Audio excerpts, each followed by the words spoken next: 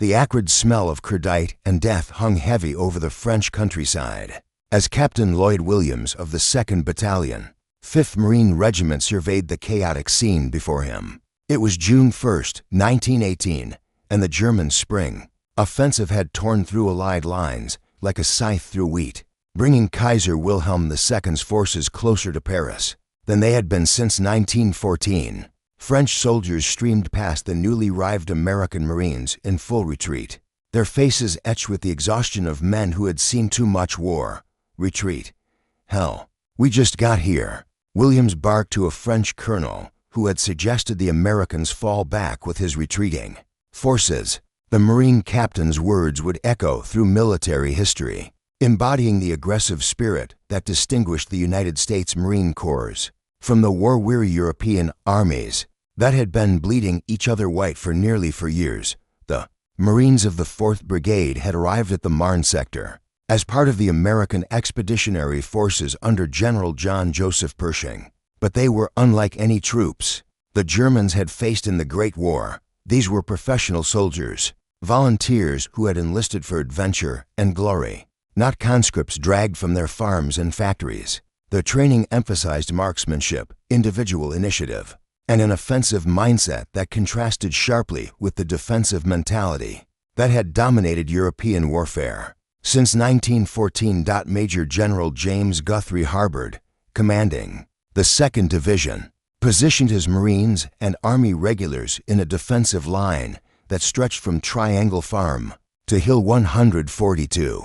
The strategic situation was desperate. German forces had advanced to within 40 miles of Paris, and French civilian refugees clogged the roads leading away from the approaching storm. General Ferdinand Foch, the Allied Supreme Commander, had issued orders for a fighting withdrawal, but the Americans had different plans. Gunnery Sergeant Daniel Joseph Daly, a veteran Marine whose chest bore the ribbons of 2 Medals of Honor, earned in previous campaigns, walked among his men of the 73rd Machine Gun Company as they prepared their positions. At 44 years old, Daly was ancient by infantry standards, but his presence steadied the younger Marines who would soon face their baptism of fire against the vaunted German army. The German 4th Army, commanded by General Friedrich Bertram, 6 von Arman, had been driving westward for weeks with seemingly unstoppable momentum. Their shock troops, elite Stoßtruppen trained in infiltration tactics, had shattered defensive lines throughout the Champagne region. These were not the same German soldiers who had marched into Belgium 4 years earlier. They were hardened veterans of the Eastern Front, recently transferred west after Russia's collapse, and they carried with them the confidence of men accustomed to victory. According to military records preserved in the National Archives, the German advance had captured over 50,000 Allied prisoners during the first phase of their spring offensive, creating a crisis of confidence among French civilian and military leadership. Belleau would itself appeared deceptively peaceful. In the early morning light of June 1st, the ancient hunting preserve, covering roughly 1 square mile of dense forest northwest of Château-Thierry, had witnessed centuries of French history. Its thick groves of oak, beech, and pine trees created a natural fortress that would channel any attacking force into deadly killing fields while providing excellent concealment for defenders. Colonel James Augustus Lejeune, who would soon assume command of the 2nd Division, understood that the Marines were about to write a new chapter in American military history. The Corps had fought with distinction in small wars across the Caribbean and Pacific, but they had never faced a European power in sustained combat. The coming battle would test everything they believed about American fighting spirit against the military machine that had conquered most of continental Europe. As German artillery began ranging shots against American positions, the stage was set for a confrontation that would transform obscure French hunting ground into hallowed ground for the United States Marine Corps and create a legend that would inspire American warriors for generations to come. The German assault began at dawn on June 6, 1918, with a thunderous artillery barrage that shook the earth for miles around.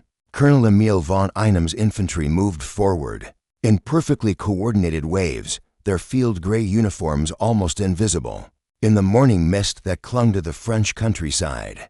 These were veteran troops of the 2nd Guard Division, men who had conquered territory from Belgium to the gates of Moscow, and they advanced with the mechanical precision that had made German arms feared across Europe. Captain John Winans Thomason, Jr. of the 49th Company, 5th Marine Regiment, watched through his field glasses as the German formations approached across the wheat fields.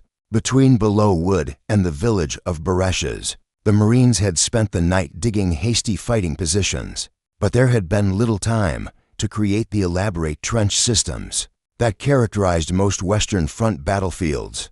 They would meet the German attack with rifles, machine guns, and the fighting spirit that their drill instructors had hammered into them during training. The wheat stood nearly shoulder-high in the fields, its golden stalks waving gently in the morning breeze, creating an almost pastoral scene that would soon be transformed into a killing field. German machine gun teams had established positions along the southern edge of Belleau Wood. During the night, their Maxim guns commanding excellent fields of fire across the open ground that separated the opposing forces. Sergeant Major John Henry Quick of the 49th Company had earned the Medal of Honor during the Spanish-American War, and his presence among the Marines provided a tangible link to the Corps' proud fighting traditions. As the German artillery shifted to targets deeper in the American rear, Quick moved among his men, checking weapons and offering quiet words of encouragement. "Make every shot count, boys," he told them. "Show these Germans what Marines can do." The first German assault wave struck the Marine lines at precisely 8 o'clock in the morning, emerging from the wheat like gray phantoms materializing from a nightmare. The Marines met them with devastating rifle fire that demonstrated the superiority of American marksmanship training. Every Marine was a rifleman first, and their Springfield rifles spoke with deadly accuracy across ranges that European soldiers had forgotten were possible for infantry weapons. Private First Class Carl Andrew Brannan of the 80th Company, 6th Marine Regiment, later wrote in his diary about the first encounter with German infantry. "They came at us in waves, but our boys cut them down like wheat before a scythe. I never saw such shooting in my life. Every Marine seemed to hit what he aimed at." Battlefield reports compiled by the American Battle Monuments Commission document that Marine rifle companies consistently outperformed Army units in measured rates of accurate fire, averaging 40% more hits per round expended during sustained combat operations. The German assault tactics that had proven so effective against French and British forces met their match in the disciplined fire of the Marines. Colonel von Einam's troops were accustomed to advancing against defensive positions held by conscripts who had been worn down by 4 years of attritional warfare. Instead, they encountered professional soldiers who had trained for this moment and welcomed the opportunity to prove themselves against Europe's finest army. Gunnery Sergeant Daly positioned himself with a forward observation post, directing the fire of his machine gun crews with the skill of a master craftsman. His Hotchkiss guns swept the wheat fields methodically, cutting down German infantry with mechanical precision. When one gun position came under heavy counter-battery fire, Daly personally carried ammunition forward through the bombardment, his calm demeanor under fire inspiring the younger Marines around him. The German artillery response grew more intense as their infantry attacks were repeatedly repulsed. High explosive shells crashed into Marine positions, sending geysers of earth skyward and filling the air with deadly steel fragments. Gas shells followed, forcing the Americans to fight from behind crude gas masks that limited visibility and made breathing difficult in the summer heat. Despite the punishment they were receiving, the Marines held their ground with a tenacity that surprised even veteran German commanders. These were not the demoralized conscripts that German intelligence had predicted they would face, but professional soldiers who grew more dangerous as the fighting intensified. As the morning progressed and German casualties mounted in the wheat fields before the Marine positions, it became clear that this would not be another easy victory for the Kaiser's army. The Americans had announced their arrival on the Western Front in the most emphatic manner possible with accurate rifle fire and an absolute refusal to yield ground to any enemy, regardless of their reputation or numbers. By June 10, 1918, Belleau Wood had transformed from a peaceful French hunting preserve into a fortress of death that defied every German attempt at capture. The dense forest, with its towering oaks and tangled undergrowth, provided perfect defensive terrain for the Marines, who had withdrawn into its depths. After successfully repelling the initial German assaults across the wheat fields, every tree became a sniper's hide, every fallen log a machine gun position, and every shadow a potential ambush site. Lieutenant Colonel Frederick Maywise, commanding the 2nd Battalion, 5th Marine Regiment, had established his command post in a shell crater near the heart of the wood.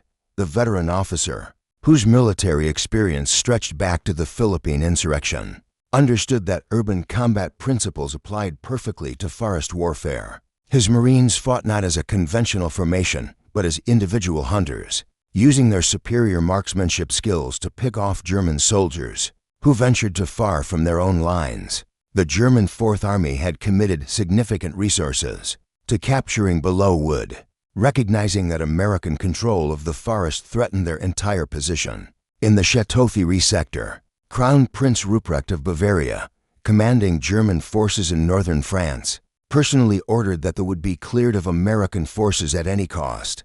The Kaiser's son understood that failure to dislodge the Marines would demonstrate German weakness to the world at a crucial moment in the war. German assault tactics, so effective in open terrain, proved disastrously inadequate for forest fighting. The close quarters combat that characterized woodland warfare favored individual initiative and marksmanship over the mass formations that German doctrine emphasized. Stormtroopers who had terrorized French and British armies found themselves picked off by Marine snipers who had learned their trade hunting in American forests. Far more challenging than this French preserve, Sergeant Merwin Herbert Silverthorne of the 6th Marine Regiment became a legend among his fellow Marines for his prowess as a sniper in the dense woods, armed with a specially modified Springfield rifle equipped with telescopic sights. Silverthorne systematically eliminated German machine gun crews and officers who exposed themselves within his considerable range.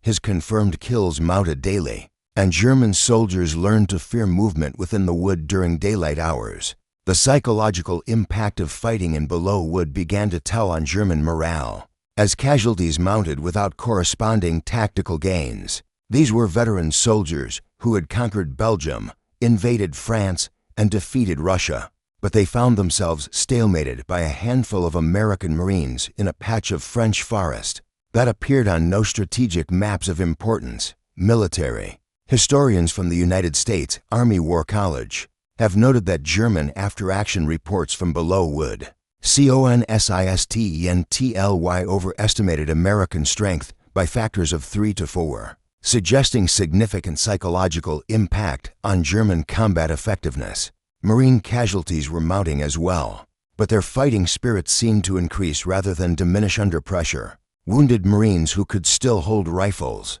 remained in their positions rather than seeking medical evacuation. The Marine Corps' culture that emphasized individual toughness and collective honor proved perfectly suited to the grinding attritional warfare that characterized the fighting in Belleau Wood. Captain Clifton Bledsoe Cates of the 96th Company, 6th Marine Regiment, exemplified the Marine fighting spirit that frustrated German commanders. Despite being wounded multiple times during the battle, Cates continued to lead his company in counterattacks against German positions. His famous message to battalion headquarters, "I have only 2 men left out of my company, and 20 out of other companies, but we will hold," became part of Marine Corps' legend. The forest fighting developed its own brutal rhythm as both sides adapted to the unique challenges of woodland warfare. Germans learned to move only at night or during artillery bombardments that masked the sound of their movement.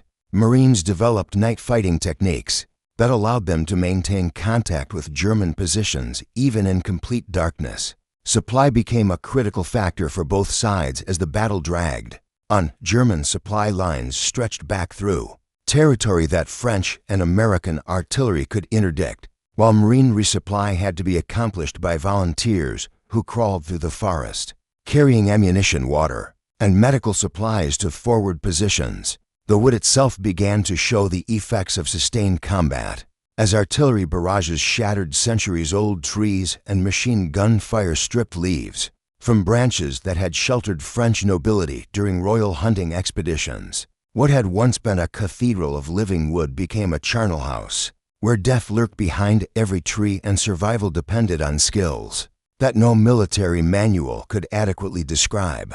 As June progressed toward its climax, both sides understood that Belleau had become more than a tactical objective. It had become a symbol of national will that neither Germany nor America could afford to abandon. The most ferocious fighting in Belleau erupted during the second week of June, 1918, as German forces launched a series of desperate attacks designed to break the Marine defense. Before American reinforcements could arrive, the German High Command had committed elements of 3 divisions to the assault, including crack troops from the 4th Guards Division, who had spearheaded the spring offensive that had brought Kaiser Wilhelm's armies to the gates of Paris. Major Maurice Edward Scherer of the 3rd Battalion, 5th Marine Regiment, had positioned his men in a defensive perimeter that controlled the key approaches. Through the forest, the Marine positions were invisible to German observers, carefully camouflaged and connected by communication trenches that allowed rapid movement of reinforcements to threatened sectors. Scherer's Marines had learned to fight as their ancestors had during the Indian Wars as individual warriors who used terrain and stealth to multiply their combat effectiveness.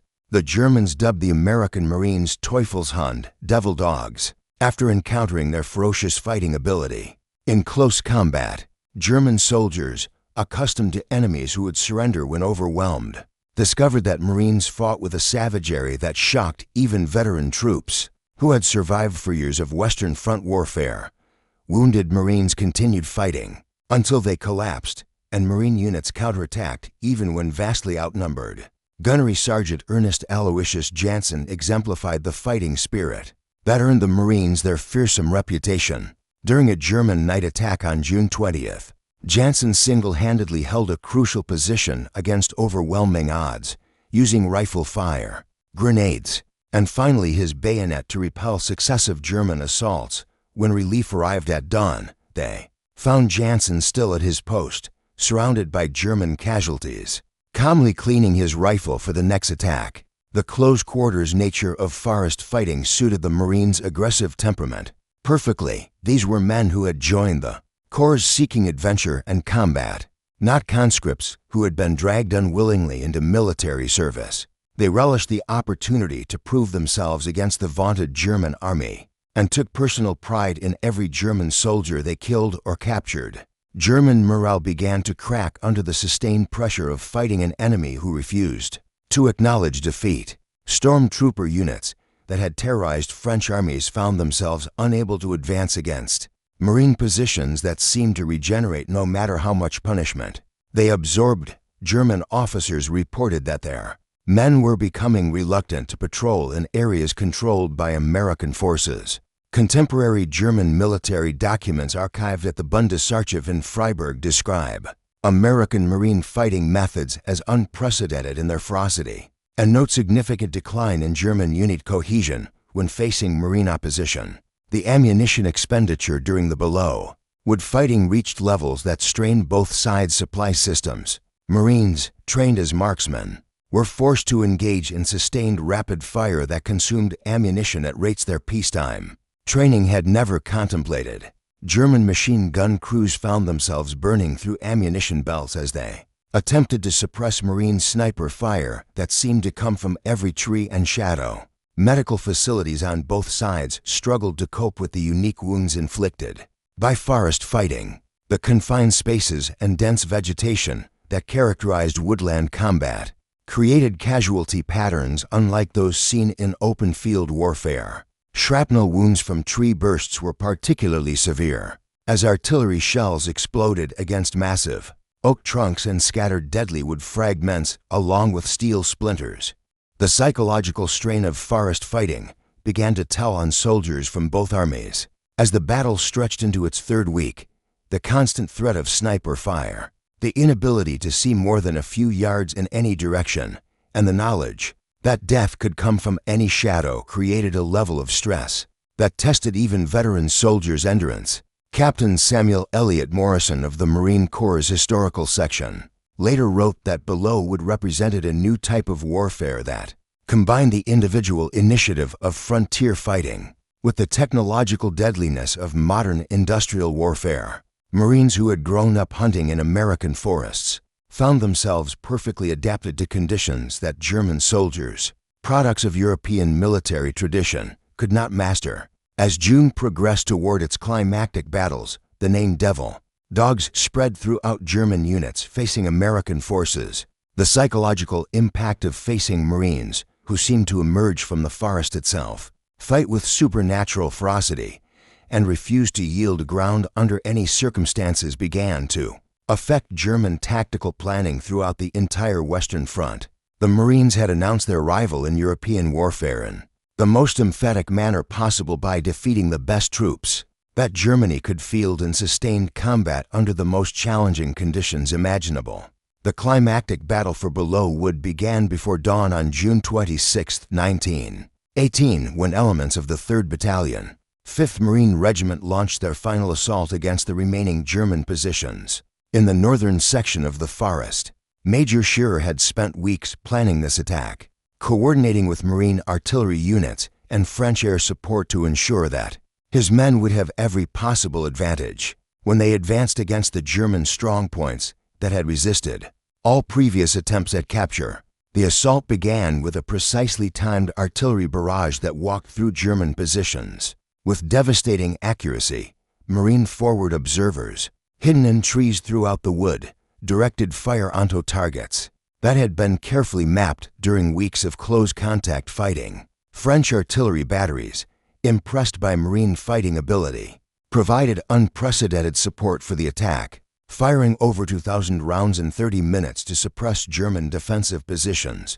Sergeant Louis Kukla of the 66th Company, 5th Marine Regiment, led the spearhead attack against the most heavily fortified German position in the wood. The Croatian immigrant, who had found his calling in the Marine Corps, advanced through machine gun fire with a determination that awed even his fellow Marines. Kukla single-handedly captured a German strongpoint, killing multiple enemy soldiers and capturing a machine gun that was immediately turned against its former owners, the German defenders. Veteran troops of the 4th Guards Division fought with the desperation of men who understood that defeat in Belleau would symbolize the failure of Germany's last offensive in the West. These were soldiers who had conquered half of Europe, but they found themselves unable to hold ground against Marines who seemed to gain strength from combat rather than being worn down by it. Captain Orlando Crowther Petty of the 82nd Company, 6th Marine Regiment, coordinated the final assault on Hill 142, the key terrain feature that dominated the northern approaches to Belleau Wood. Petty's Marines advanced through devastating German fire with the methodical precision of professionals who had trained their entire military careers for this moment. Every Marine knew his role, every squad leader understood his objective, and every rifle carried by the assault force was in the hands of a marksman who could hit targets that European soldiers would consider beyond effective range. The German resistance crumbled section by section as Marine assault teams systematically reduced each defensive position. German machine gun crews, the backbone of their defensive system, found themselves overwhelmed by Marines who approached their positions from unexpected directions and eliminated them with grenades, rifle fire, and bayonet charges that demonstrated American fighting spirit at its most elemental level. Battle reports filed by Marine Corps commanders and preserved in the National Archives document the capture of over 400 German prisoners during the final assault, along with significant quantities of weapons and military equipment that provided valuable intelligence on German tactical methods. By noon on June 26th, the last German strongpoint in Belleau Wood had fallen to Marine assault.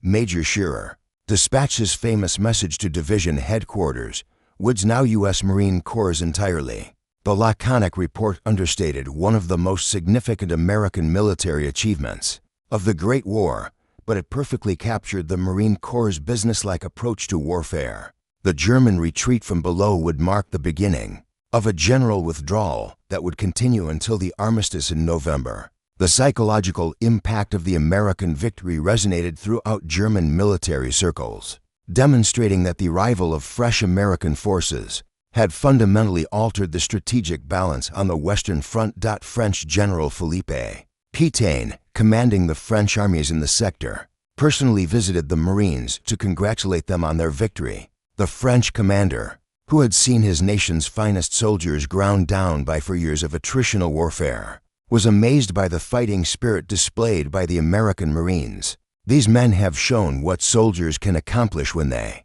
fight for something greater than themselves, Pétain observed. The casualty toll for the Marines during the 3-week battle had been severe. Over 60% of the officers and 50% of the enlisted men had become casualties. But their sacrifice had achieved something beyond mere tactical victory. They had demonstrated that American military forces could defeat the best troops that Germany could field in sustained combat. Under the most challenging conditions, Marine Corps units throughout France were officially authorized to include Belleau wood on their battle colors, marking the first time in the Corps' history that a single battle had been considered significant enough to warrant such recognition. The victory had transformed the Marines from a colonial constabulary force into one of America's premier combat organizations. As German forces continued their withdrawal throughout the summer of 1918, the legend of Belleau wood grew among American troops throughout France. The Marines had proven that American fighting spirit, properly trained and led, could triumph over European military professionalism and 4 years of combat experience. The aftermath of Belleau wood revealed the human cost of victory as Marine Corps burial details worked through the devastated forest, identifying and recovering the bodies of fallen comrades. The casualty lists read like a roll call of American small towns and cities: farm boys from Iowa, factory workers from Detroit, and college students from New England who had found glory and death in a French hunting preserve that few Americans had ever heard of before June 1918. Sergeant Major John Henry Quick, the Medal of Honor recipient whose steady presence had anchored Marine defenses throughout the battle, supervised the grim task of battlefield recovery while simultaneously preparing surviving units for their next assignment. The veteran non-commissioned officer understood that war was ultimately about ordinary men doing extraordinary things, and he ensured that every Marine casualty received the respect due a warrior who had died defending American ideals on foreign soil. The French government, recognizing the significance of the American victory, officially renamed Belleau wood as Bois de la Brigade de Marine in honor of the 4th Marine Brigade's achievement. The gesture represented more than diplomatic courtesy. It acknowledged that American forces had saved French territory through their sacrifice and fighting ability. French civilians in the surrounding villages erected monuments to commemorate the Marines who had died defending their homeland. Captain John Winans Thomason Jr. began sketching scenes from the battle that would later become iconic representations of Marine Corps history. His artistic talents, combined with his combat experience, produced images that captured both the horror and heroism of modern warfare. Thomason's drawings depicted Marines not as superhuman warriors, but as citizen soldiers who had risen to meet challenges that would have broken lesser men. The wounded Marines who had survived the battle faced long recovery periods in French hospitals that had been overwhelmed by casualties from 4 years of warfare. Private First Class Carl Andrew Brannan, whose diary had recorded the daily reality of forest fighting, spent months recovering from wounds that would plague him for the rest of his life. Yet he never expressed regret about his service or his sacrifice, understanding that he had participated in events that had altered the course of world history. Marine Corps Commandant General John Archer Lejeune visited Belleau wood in August 1918 to pay his respects to the fallen and congratulate the survivors. The commandant understood that the battle had transformed his service from a small naval auxiliary into a force that could claim equality with the Army's best combat divisions. Lejeune's visit consecrated Belleau wood as holy ground for future generations of Marines. Veterans Administration records indicate that over 1,200 Marines were wounded during the Belleau wood campaign, with many suffering disabilities that would affect them throughout their post-war lives. though pension claims were processed with unusual efficiency due to the battle's national prominence. The German prisoners captured during the battle provided valuable intelligence about enemy tactics and morale. Interrogation reports revealed that German soldiers had been genuinely shocked by Marine fighting ability and had developed an almost superstitious fear of American forces. German officers admitted that their troops had become reluctant to engage Marines in close combat, preferring to rely on artillery and machine gun fire whenever possible. News of the Marine victory reached the United States through newspaper correspondents who had witnessed the fighting firsthand. The American press, hungry for positive news after months of inconclusive warfare, seized upon Belleau Wood as evidence that American military intervention in Europe would prove decisive. Recruiting stations across the country reported increased interest in Marine Corps service as young men sought to emulate the heroes of Belleau Wood. The battle's impact extended beyond immediate military consequences to influence American national identity in profound ways. The Marines had proven that American fighting spirit could triumph over European military professionalism, validating the democratic ideals that had motivated American entry into the Great War. Belleau Wood became a symbol of American determination and effectiveness that would inspire future generations of military leaders. Marine units throughout France found their reputations enhanced by association with the Belleau Wood veterans. German intelligence reports began referring to all American forces as potential devil dogs, suggesting that the psychological impact of the battle had extended far beyond the Marines, who had actually participated in the fighting. The French countryside around Belleau Wood began attracting American visitors even before the war ended, as soldiers on leave came to pay their respects to fallen comrades and see the ground where Marines had written their names in military history. These early pilgrimages established a tradition that would continue for generations, making Belleau Wood a permanent shrine to American military virtue. As autumn arrived in 1918 and the war moved toward its conclusion, the Marines who had survived Belleau Wood carried with them the knowledge that they had participated in one of their Corps' defining moments, establishing traditions and standards that would guide Marine operations for decades to come. The armistice that ended the Great War on November 11, 1918, found the Marines who had survived Belleau Wood scattered across France, serving as occupation troops and training cadre for new American units still arriving in Europe. Yet their thoughts inevitably returned to that French forest where they had earned their fearsome reputation and established the Marine Corps. As America's premier combat organization, the legend of Belleau Wood had already begun to transcend military circles, becoming part of American national mythology. General John Joseph Pershing, commanding the American Expeditionary Forces, personally decorated many of the Marine veterans in ceremonies that emphasized their contribution to Allied victory. The austere Army general, who had initially questioned the Marines' role in his forces, became one of their most vocal advocates after witnessing their performance in combat. The Marines at Belleau Wood, Pershing declared, have shown what American soldiers can accomplish when properly led and motivated. The United States Congress, recognizing the significance of the Marine achievement, authorized special commendations for units that had participated in the Belleau Wood campaign. These congressional honors represented unprecedented recognition for Marine Corps service, elevating the organization's status within American military culture and ensuring adequate funding for future expansion and modernization. Captain Lloyd Williams, whose defiant response to French suggestions of retreat had become legendary, returned home to find himself celebrated as a symbol of American determination. Williams' famous words, "Retreat, hell, we just got here," were inscribed on monuments and quoted in speeches across the country. The Marine officer embodied the aggressive spirit that Americans wanted to believe, characterized their national response to international challenges. The tactical lessons learned at Belleau Wood influenced Marine Corps training and doctrine for generations. The individual marksmanship skills that had proven so effective in forest fighting became central to Marine training, while the small unit tactics developed during the battle were incorporated into official Marine Corps manuals. Future Marines would study Belleau Wood as an example of how superior training and fighting spirit could overcome numerical disadvantage and difficult terrain. Veterans of the battle found themselves in demand as speakers at military academies and civilian organizations across America. Their first-hand accounts of forest fighting against veteran German troops provided inspiration for young Americans while serving as warnings about the cost of military glory. These veterans understood that their sacrifice had meaning only if future generations learned from their experience.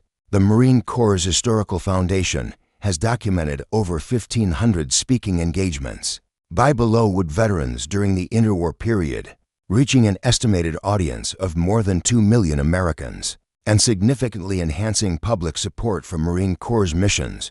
The German military, despite their defeat, recognized the tactical innovations displayed by American forces. At Belleau Wood, German staff colleges studied Marine fighting methods and incorporated American small unit tactics into their own training programs. The respect that German professional soldiers accorded Marine performance provided international validation for American military capabilities. French civilians in the region round Belleau Wood established annual commemorative ceremonies that honored both American and French casualties from the battle. These observances, attended by veterans and their families, created enduring bonds between American and French communities that survived political changes and international tensions. The shared sacrifice at Belleau Wood became a foundation for Franco-American friendship. Marine recruiting stations across America displayed photographs and artifacts from Belleau Wood to attract potential enlistees. The battle's reputation drew young men who wanted to serve in an organization that had proven itself against the world's finest military forces. Marine Corps standards could remain high because Belleau Wood had created a reservoir of American youth who aspired to devil dog status. The literary and artistic representations of Belleau Wood helped establish popular images of Marine Corps service that influenced American culture throughout the 20th century. Captain Thomason's sketches, Sergeant Brannan's diary, and dozens of other first-hand accounts created a body of literature that defined American military heroism for civilian audiences who had never experienced combat. As the 20th century progressed and America faced new international challenges, the example of Belleau Wood provided inspiration and guidance for Marine operations. From Guadalcanal to Iwo Jima, the tactical principles established in that French forest superior, marksmanship, aggressive leadership, and absolute refusal to yield ground became hallmarks of Marine Corps' performance. In every subsequent conflict, the transformation of an obscure French hunting preserve into a shrine of American military virtue demonstrated how individual courage and collective determination could alter the course of history. The Marines who fought at Belleau Wood had proven that democratic societies could produce warriors equal to any created by autocratic military systems, validating American ideals through victory in combat. Today, Belleau Wood remains sacred ground for the Marine Corps and a symbol of American military excellence that continues to inspire new generations of warriors. The devil dogs who earned their name in that French forest established standards of courage and effectiveness that define American military service, ensuring that their sacrifice would have meaning for as long as America requires citizens willing to fight for freedom and democracy.